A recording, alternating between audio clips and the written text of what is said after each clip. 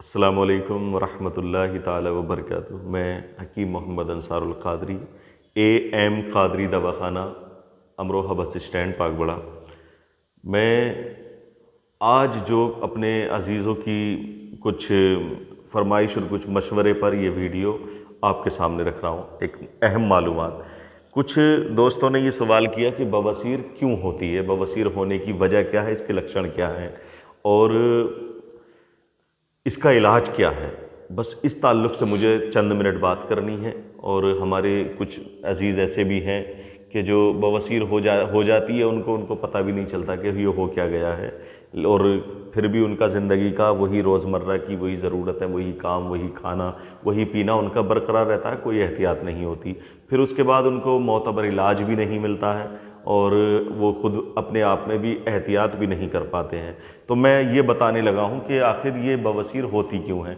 तो बवासीर की सबसे पहली जो वजह है, सबसे पहली वजह और सबसे बड़ी वजह, वो है हमारा पेट का ख़राब होना। पेट अगर हमारा ख़राब हो जाता है तब ये बवासीर की शुरुआत होती है। पेट लगातार किसी का अगर ख़राब रहता है तब, ऐसा नहीं कि 2-4 दिन पेट ख़राब हुआ और बवासीर हो गई, या 1-2 हफ्ते ख़राब रहा और बवासीर हो गई। नहीं, बवासीर की शुरुआत कहाँ से होती है। पेट जब ख़राब रहता है हमारा तो हम क्या करते हैं कि हम टॉयलेट में जाते हैं। टॉयलेट में जाने के बाद हम ज़ोर लगाते हैं, हमें खुल के नहीं होती लैट्रिन, पेट हमारा साफ़ नहीं होता तो हम उसमें ज़ोर लगाते हैं, बहुत ज़ोर लगाते हैं। जितनी भी कोशिशें होती हैं उतनी कोशिश करते हैं। कुछ तो ऐसे भी भाई हैं हमारे कि जिन्हें आधा घंटा टॉयलेट में हो जाता है, बहुत परेशान रहते हैं वो।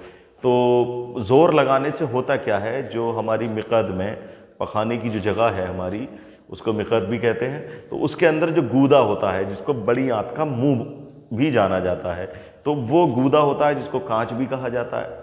ज़ोर लगाने से होता क्या है, उस पर ब्लड आ जाता है।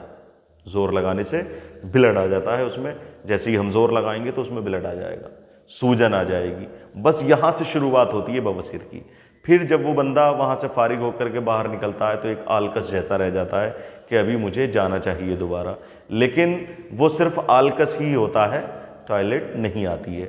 बिल्कुल इसी तरीके से शुरुआत होती है, फिर वो दिक्कतें बढ़ती चली जाती हैं। इसमें करना क्या चाहिए हमें करना ये चाहिए, एक तो सबसे पहले कोशिश ये की जाए कि हम खाना कम कर दें। अगर ज़रूरत हमारी आधा किलो की है तो हमको चाहिए कि हम 200 ग्राम लें। बस सिर्फ सबसे बेहतरीन सिंपल सा इलाज।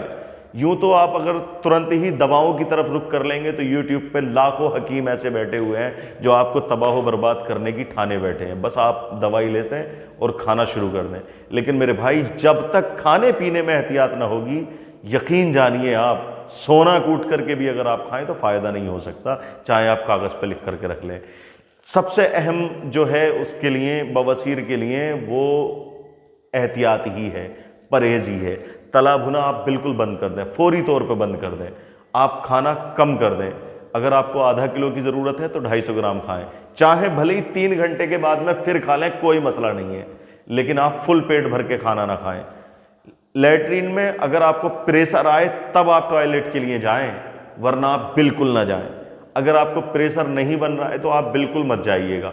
प्रेशर नहीं होगा तो फिर आप फिर से वही गलती करेंगे कि ज़ोर लगाएंगे, फिर वही दिक्कत शुरू हो जाएगी। लिहाजा उसमें ब्लड भी आ जाता है। कुछ लोगों को खूनी बवासीर हो जाती है, यानी कि ब्लड की शिकायत, जितनी भी बार टॉयलेट जाते हैं वो उतनी ही बार ब्लड आता है, तो ये शिकायतें बरकरार रहने लगती है।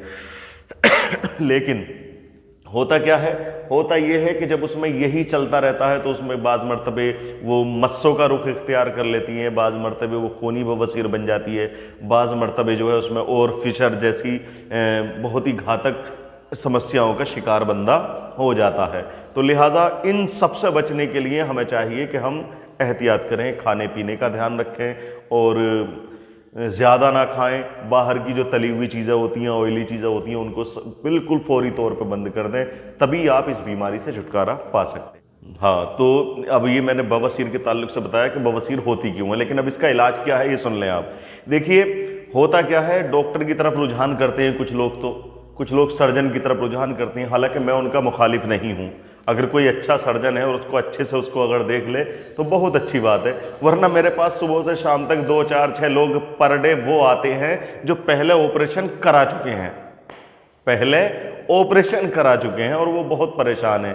अब पता लगा कि नासूर बन गया है या कोई और एक ऐसा इन्फेक्शन हो गया है कि जो समझ में ही नहीं आ रहा है कि हो क्या गया। ऑपरेशन करा चुके हैं, लेकिन इसका इलाज, बहुत ख़ास इलाज मैं आपके सामने रख रहा हूँ।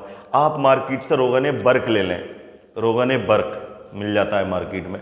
आप उसको साफ़ करके उस जगह को और रोज़ लगाएं, साफ़ करके रोज़ लगाएं।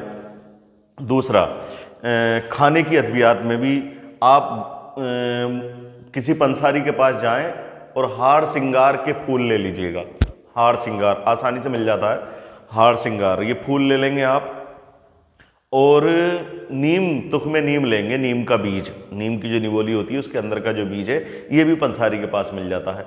और काली मिर्च लेंगे, यानी हार सिंगार लेंगे आप 50 ग्राम, 85 ग्राम निमकोली लेंगे आप। ये दोनों चीज़ें बराबर बराबर लेंगे। 10 ग्राम इसमें काली मिर्च डालेंगे या 5 ग्राम काली मिर्च डालेंगे। 5 ग्राम डाल लेना, उसमें ज़्यादा हो जाएगी 10 ग्राम। 5 ग्राम काली मिर्च इस्तेमाल करेंगे। अब उसको जो है 5 से 7 ग्राम सुबह, 5 से 7 ग्राम शाम आप इस्तेमाल करेंगे। इंशाअल्लाह चाहे बवासीर खूनी हो या चाहे बवासीर बादी हो, आप इससे छुटकारा पा लेंगे।